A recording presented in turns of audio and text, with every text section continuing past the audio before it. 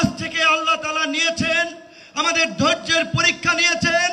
আমরা সেই পরীক্ষায় উত্তীর্ণ হয়েছি বলেই আমাদেরকে এই রহমতের জুলাই উপহার দিয়েছিলেন। যেই জুলাইয়ে আমরা বাংলাদেশের মানুষের উপরে চেপে থাকা দৈত্য দানবের মতো 16 বছরের ফাঁসিবাদকে পরাজিত করেছি। কিন্তু আমরা ওই যে আপনার হাদিসে আছে, বিপদ কেটে গেলে মানুষ উৎফুল্ল হয়, অহংকারী হয়।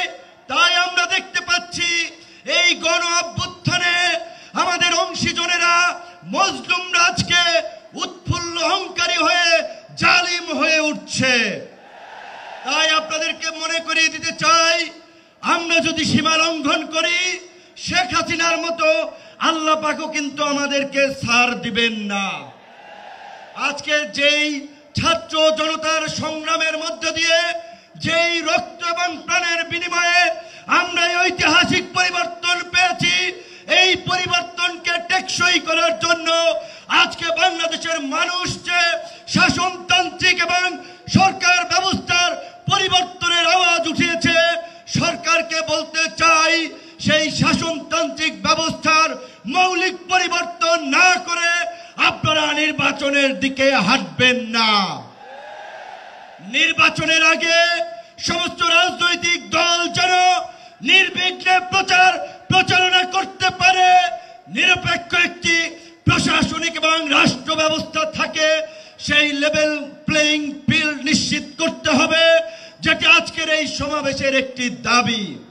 একই সাথে আমরা বলতে চাই, গত এই 11 মাস ধরে স্থানীয় সরকারের কোনো জনপ্রতিনিধি নাই, মানুষের একটা চরম ভোগান্তি। তাই অনতিবিলম্বে স্থানীয় সরকার নির্বাচনের মধ্য দিয়ে জনগণের এই দুর্ভোগ লাঘব করেন। আমার ভাই, আমার সহকর্মী, সহযোদ্ধা বন্ধু জাহিদুল ইসলাম বলেছে, আমিও তার সাথে একাত্মতা পোষণ করে বলতে চাই।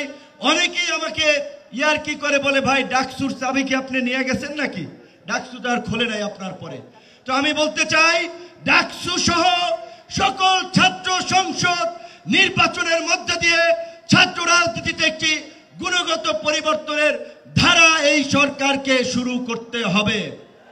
একই সাথে আমাদের এই অঙ্গীকারের বিনিময়ে এই পরিবর্তনকে দীর্ঘস্থায়ী করার জন্য, এই জুলাইয়ের সুফল মানুষের কাছে পৌঁছে দেওয়ার জন্য ঐতিহাসিক যে জুলাই ঘোষণাপত্র এবং যে জুলাই সনদ, আমরা আশা করি সরকার সেটি এই জুলাই মাসে বাস্তবায়ন করবে। অন্যথায় জুলাইয়ের অংশীদাররা এই সোহরাওয়ার্দী উদ্যানে যেমনি কিছুদিন আগে ইসলামী আন্দোলন সমাবেশ করছে, জামায়াত করছে, অন্যান্য দল করছে, সরকার যদি জুলাইয়ের ঘোষণা এবং জুলাই সনদ দিতে ব্যর্থ হয়, আমরা জুলাইয়ের অংশীদাররাই ঐক্যমতের ভিত্তিতে এই সোহরাওয়ার্দী উদ্যানে আমরা ঘোষণা করব।